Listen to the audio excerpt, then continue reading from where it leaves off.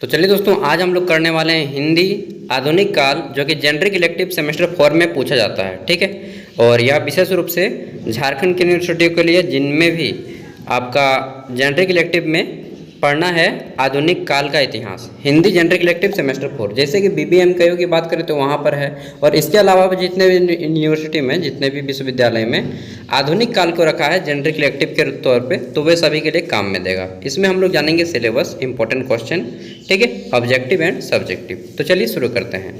देखिए, जितने भी लोगों का एग्जाम है आप लोग देख के जाइए, डेफिनेटली आपको फ़ायदा होगा। मैं खुद स्पेशली इसके लिए प्रिपेयर किया हूँ आज सुबह ही उठ के।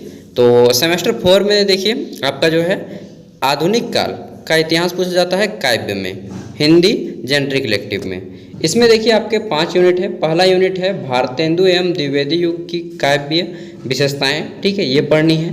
नेक्स्ट पढ़ना है आपको छायावाद, जिसमें सूर्यकांत त्रिपाठी निराला, ठीक है, और भिक्षुक इनकी लिखी हुई है, इनको पढ़ना है।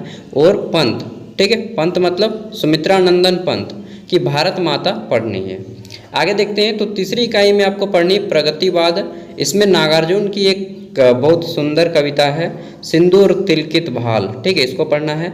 नेक्स्ट पढ़ना है प्रयोगवाद में आपको भवानी प्रसाद मिश्र जी की गीत फरोश, ठीक है। और आपका 5वां यूनिट में पढ़ना है नई कविता धूमिल जी की लिखी हुई मोचीराम, ठीक है। तो चलिए देखते हैं, इनसे निकाले गए हैं इंपॉर्टेंट क्वेश्चन, और आपके एग्जाम में जैसे भी क्वेश्चन आएंगे टच कर जाएंगे, एग्जाम में भिड़ेंगे, ठीक है। तो देखिए पहला क्वेश्चन हमारा बनता है कि द्विवेदी युग की प्रमुख विशेषता क्या है।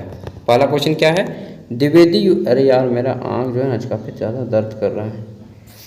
द्विवेदी युग की प्रमुख विशेषता क्या है, देशभक्ति की भावना, ठीक है, ये इनकी प्रमुख विशेषता है द्विवेदी की युग की, क्योंकि उस टाइम पे देश फ्रीडम फाइटर की ओर, स्वतंत्रता की लड़ाई की ओर अग्रसर था, ठीक है। अगला है द्विवेदी। द्विवेदी मतलब हजारी प्रसाद द्विवेदी, ठीक है। तो द्विवेदी युग की प्रमुख काव्य भाषा कैसी है, तो खड़ी बोली है, एकदम टन टन मतलब खड़ी बोली मतलब वही जो मतलब पढ़ के थोड़ा सा गदगद हो जाएगा मन, ठीक है। तीसरा है द्विवेदी युग का दूसरा नाम क्या है, तो द्विवेदी युग का दूसरा नाम है जागरण सुधार काल, जागरण सुधार काल, ठीक है। अगला क्वेश्चन है भिक्षुक कविता का मुख्य पात्र कौन है, तो भिक्षुक कविता का मुख्य पात्र है निराला, ठीक है, निराला जी। बाबा निराला की जय हो, आश्रम देखें बाबा निराला होता है इसमें, नहीं। अगला है 5 नंबर, भारत माता कविता के माध्यम से कवि क्या संदेश देना चाहता है, तो कवि संदेश देना चाहता है कि पराधीन सपने सुख नहीं, मतलब कि दूसरे के धन पे कभी भी सुख नहीं मिल सकता है, इसी को बोलते हैं पराधीन सपनों सुख नहीं, ठीक है। और बहुत सही बात भी बोले हैं ये।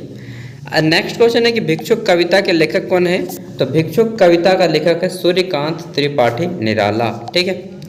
आगे देखते हैं 7 नंबर क्वेश्चन। इसमें पूछा गया है कि सिंदूर सिंदूर तिलकित भाल कविता में कवि को अपने गांव का क्या याद आता है, तो कवि को अपने गांव में जो है अपनी पत्नी का तिलकित भाल याद आता है।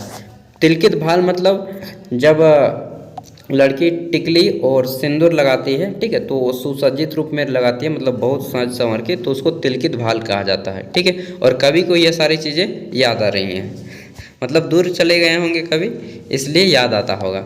नेक्स्ट है 8 नंबर कि सिंदूर तिलकित भाल कविता के लेखक कौन है, राइट आंसर हो जाएगा नागार्जुन, ठीक है, नागार्जुन।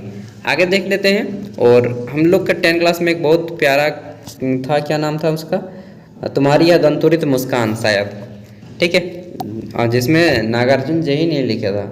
आगे देखते हैं, देखिए यहाँ पे एक नोट है कि हिंदी साहित्य का पिता किसे कहा जाता है, भारतेंदु हरिश्चंद्र को हिंदी साहित्य का पिता कहा जाता है, नोट कर लीजिएगा इसको। नेक्स्ट क्वेश्चन यहाँ पे गीत फरोश क्या है, गीत फरोश कविता के रचयिता कौन है, तो गीत फरोश कविता के रचयिता हैं भवानी प्रसाद मिश्र जी, ठीक है। नेक्स्ट है मोचीराम किसकी काव्य संग्रह है, तो मोचीराम जो है भूमिल की काव्य संग्रह है, ठीक है। अब यहाँ पे दीर्घ उत्तरीय प्रश्न बनते हैं। दीर्घ उत्तरीय प्रश्न में देखिए, तो पहला प्रश्न है कि आपका द्विवेदी युग की प्रमुख विशेषताएं बताइए, ठीक है। नेक्स्ट है भारत माता कविता का उद्देश्य क्या है। अगला है भारत माता कविता का मूल भाव अर्थ क्या है, ठीक है। नेक्स्ट है आपका भिक्षुक कविता का मूल संदेश क्या है। अगला है छायावाद में निराला का क्या महत्व है। 6 नंबर क्वेश्चन है कि सिंदूर तिलकित भाल कविता का संक्षिप्त अर्थ लिखें। 7 नंबर पे है कि गीत फरोश में कवि क्या कहना चाहता है। 8 नंबर में है कि मोचीराम काव्य संग्रह का मूल भाव बताइए।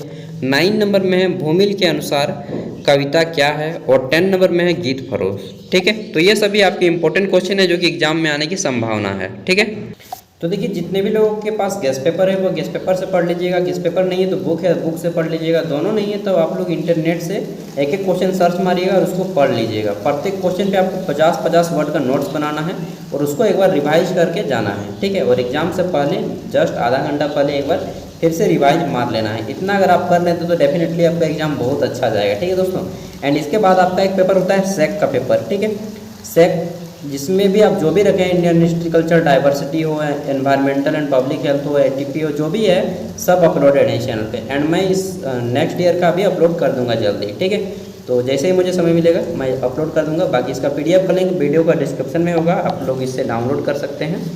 सेमेस्टर 5, 6 पूरा का पूरा काम आएगा, तो चैनल में पहली बार आए तो सब्सक्राइब कर लें। बाकी ऑल द बेस्ट, मेरी ओर से अच्छे से एग्जाम दें। Thank you, bye.